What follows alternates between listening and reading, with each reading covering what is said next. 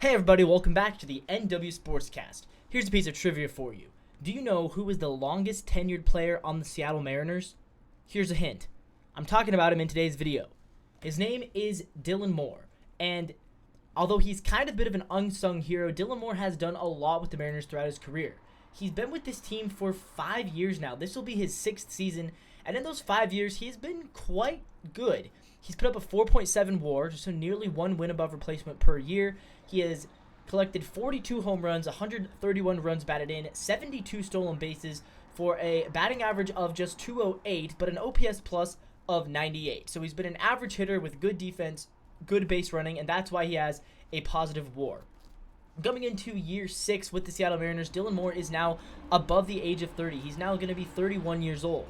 After last season, he only played in 67 games due to injury. Dylan Moore is going to look to recapture the magic that he had in 2020 and in 2022 when he was an above-average hitter for this team.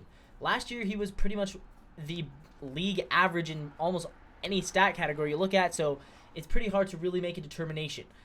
I'm going to read you guys what the projections have to say for Dylan Moore this season, and then I'm going to give you guys my thoughts.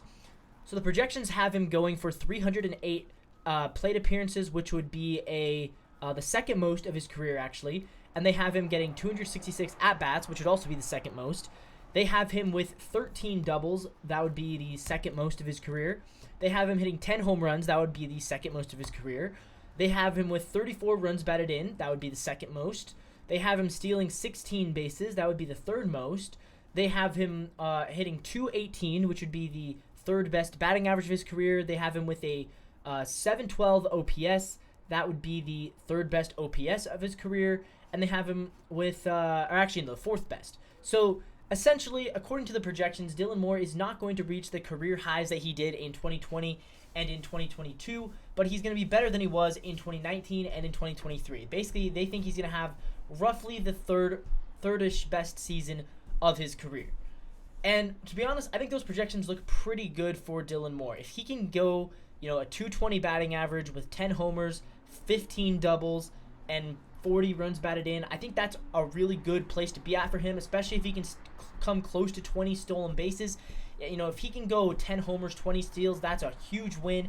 If he can go 8 homers, 16 steals, I think even that is pretty good for Dylan Moore. As far as the power speed, he's got a little bit of power, he's got a lot of bit of speed, so hopefully he can use that to his advantage.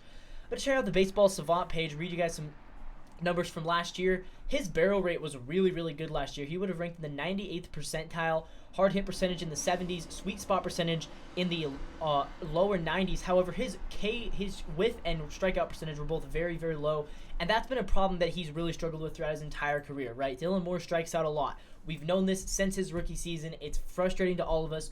That's why there's a reason why a bunch of Mariners fans wanted Samad Taylor to make the team over Dylan Moore, right? There's a reason why people wanted that, because Dylan Moore is kind of frustrating. He does strike out a lot. He sometimes makes errors, but for the most part, he's good defensively. Pulling up some more stats from Baseball Savant.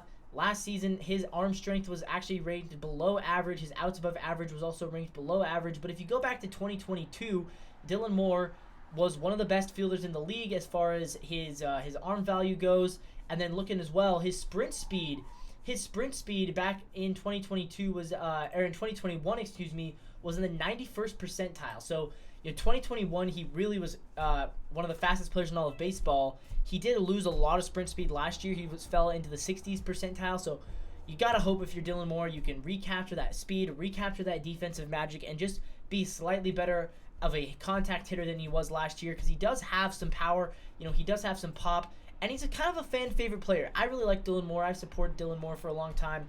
And, he is the longest tenured player on this team now, so he's the veteran, right? He is the old guy in the room. He's the guy with the most experience. He was on the opening day roster in 2019. J.P. Crawford joined him in May of 2019, and they are the only two players that are still around from 2019. Mitch Haniger was also there, but then he left and then came back, so he doesn't count towards that regard. So, yeah, Marco Gonzalez, now that he is gone, Demo is the guy. He is the longest tenured Seattle Mariner in terms of when he first joined the roster. It was opening day 2019. So for Dylan Moore, though, yeah, I'm just hoping that he can have a solid season. I think the projections are pretty accurate with where he's at, and Yeah, not a whole lot else to say. I think he's going to place him third. I think he's going to place him second base, and he's probably going to play a lot of outfield, is my guess, because we have a couple of players in the outfield. Mitch injury prone, Rayleigh's injury prone, and Canzone is a bit of a question mark. So I would say that my guess is we're going to see Dylan Moore play the most in the outfield, probably in the corners. I hope he doesn't have to play center field because that would mean Julio's hurt.